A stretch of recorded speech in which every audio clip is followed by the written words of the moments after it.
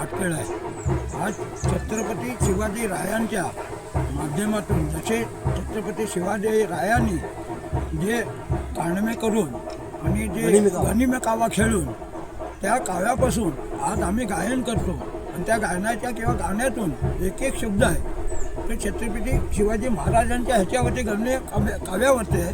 जे शत्रूला कसं पटवायचं ना कसं शत्रूला कसं सावध करायचं हे सगळं त्याच्यावर. आणि आपण कसं शत्रूला घेरून घ्यायचं हे आमच्या गाण्यातून सगळ्यांना माहिती आहे.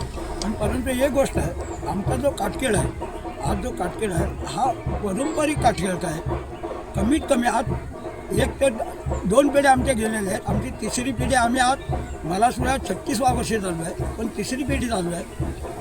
आमच्याबरोबर काटकेळ असताना देवाची पालखी आहे.